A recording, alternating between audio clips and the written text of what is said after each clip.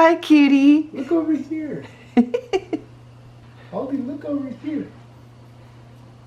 Aldi, stop being distracted by Mama. We'll just... Okay, guys, we are making ddukbokki today, and I was in such a rush. I did not have time to like vlog properly, so we're doing a voiceover. I actually don't feel confident in my ddukbokki skills, but I was really craving it, so I decided to make some. The base is just the same stuff. As you can see, I'm already way ahead in this clip, but I'll put all the ingredients down below. The main things that I wanted to share were that instead of using water, I actually use the odeng that I make, the broth from that. It makes it so much better. It adds so much to the flavor. I don't know how people just use water and it doesn't taste like nothing. Like, I feel like it tastes like nothing when I just use water. So definitely use some type of fish broth or even chicken broth if you have that, I think would be fine. But using the odeng was really a game changer. I had to taste test the dduk, and like I said, because I was in a rush, it was actually a little bit undercooked, which made this dish a little bit unsatisfying, but it was still good. And I actually wish I had more sauce too, but you know, you gotta do what you gotta do when you're in a rush. I had to eat during my meeting. I told them that I was eating lunch and they were cool with it, so I even kept my camera on and it was fine. My favorite part of this whole dish was the odeng. That was so good. I would say don't skip out on the green onion on top. It's not just the garnish for this dish, it actually added a lot of flavor. Okay, that's it for my random ddukbokki tips, and hope you enjoyed watching me eat my lunch during my meeting.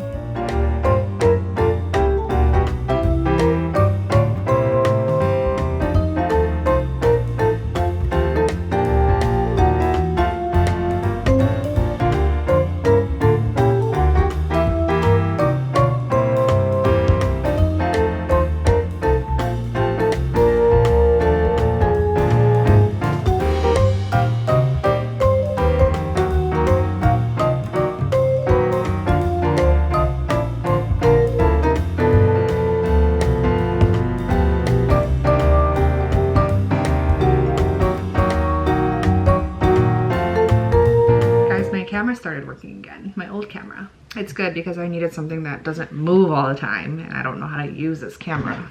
This one, the DJI Pocket Osmo 3. Osmo Pocket 3? Osmo Pocket Osmo 3, whatever. Anyway, I just ended my meeting. I'm sorry I couldn't really show you the food. My camera was still on. They were totally fine with me eating lunch during the meeting, but I didn't want to like show the camera while I was in the meeting. It was very good. I wish there was more sauce. I always feel like when I make ddukbokki, the sauce is too watery, but then this time I think I overcompensated. The odeng was really good. That is very easy to make and it's very delicious. Anyways, I was gonna talk about this while I was eating, but I was running late and obviously had my meeting, but I randomly wanted to talk about this topic. Hold on, I hear Daniel coming upstairs. Oh yeah, he's awake. I'll be right back.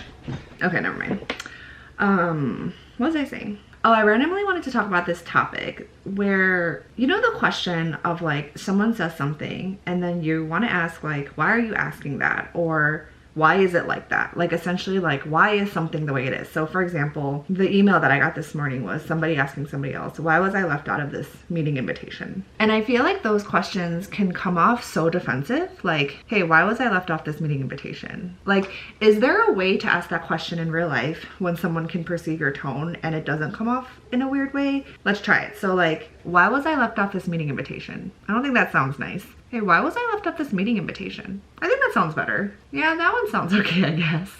Is there another one? Hey, why was I left off this meeting invitation? I don't know.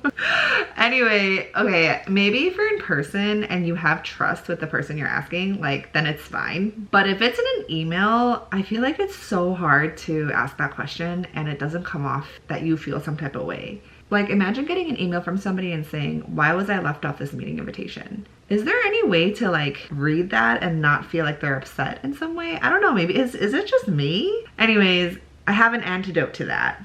I have a solution. Because I feel like it's not just, obviously this is just one example, but I feel like it's not just like this one situation that this happens. I just feel like whenever you want to ask somebody why something is the way that it is and it's like about you, like sometimes you just genuinely want to know, but then it comes off a certain way. Even something like, why did you ask me that? Like if somebody asks you something and then you want to know why they asked you that and you're like, why did you ask me that? Doesn't that come off a certain way? Maybe it's just me, but okay. Here's the solution. I think anytime you have a why question where you're just like genuinely wondering, obviously, you know, if you are feeling some type of way, that's like a whole different thing. But if you're like genuinely wondering like why this person just asked you that, or why something is the way that it is, adding the words specific reason, I think just like dissolves all type of like weird feelings. So like, or maybe most of it. I don't know, let's try it. So like, hey, why was I left off this meeting invitation? But then if you say, hey, is there a specific reason why I was left off this meeting invitation? I feel like that like comes off so much more like curiosity of like, hey, like what happened here? Or what was the reasoning behind it? Or why did you ask me that? Is there a specific reason you're asking me that? Yeah. Is there a specific reason you're asking me that? No, but that doesn't have the word why in it. Well, I guess you would just say, is there a specific reason why you're asking me that? Yeah, I guess that's what it would be. Is there a specific reason why you're asking me that? You know, it makes it better. I could have come prepared with more examples because I feel like this happens a lot where I just want to like ask someone why, whatever. But I think if I add the words specific reason, then it really feels and comes off like I'm just curious. Like I don't feel any type of way. Whatever your answer is, it's fine. I'm just wondering. It's like a little trick, like a little relationship hack.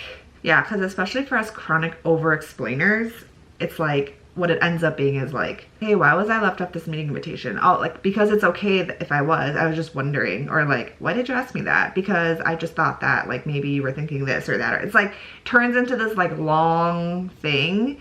And so to eliminate all of that, you can just say, is there a specific reason why you're asking me that? Maybe this is stupid and you're like, what are you talking about? But yeah, I just wanted to share this with anybody that thought this might be helpful because I think it's helpful for me. Anyways, oh nice. Grandparents are keeping Lewis a little bit longer today. That is very helpful. I'm gonna get more work done. Very much appreciate grandparents. Okay, that's it. Thanks for watching. Subscribe if you want, and I'll see you in the next one.